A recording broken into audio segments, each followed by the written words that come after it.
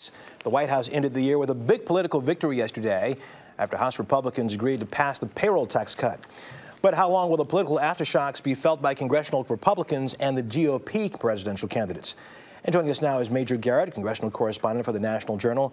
He broke the story of the Republican compromise, and he's in our Washington bureau. Major, good morning to you.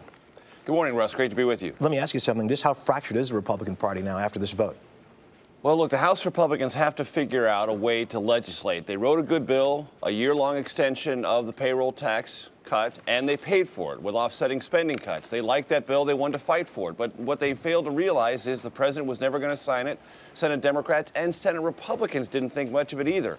You can write a bill, be proud of it, but you have to understand and formulate a strategy for the next step. They never did. They're going to have to learn these lessons, learn them rapidly, because this debate's going to come back, Russ, in just 2 months. I was going to ask you, take us through the process here, going through this party one more time in 2 months. How nasty is that fight expected to get?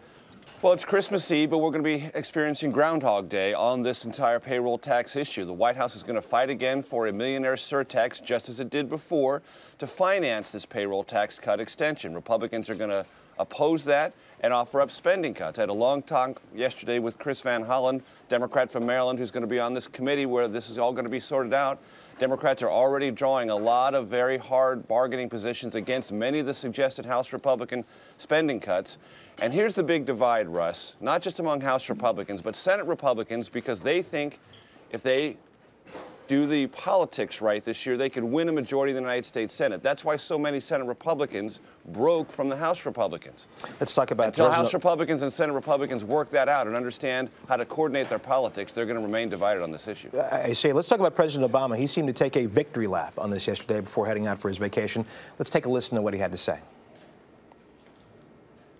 Well, your voice has made a difference on this debate. Whether you tweeted or called or wrote, you reminded people in this town what this debate and what all of our debates should be about.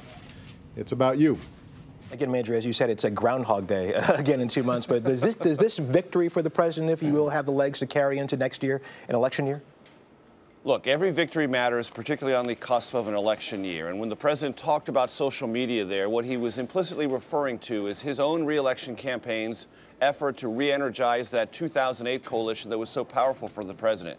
The energy simply hasn't been there in this calendar year. But this is the kind of debate that may energize his supporters, get more people into the camp thinking President Obama is actually fighting for him than they thought maybe 6 months ago. Yes. That's no small thing in American politics for a president to energize his base, and this debate may well have done that. Let's talk about the Republican presidential candidates. Newt Gingrich says that he's upset by some of the ads his rivals have put on the air in Iowa 10 days before the caucuses. He's even said that his feelings have been hurt by them. Do those statements, do you think, resonate with voters and with the folks who are trying to win that race?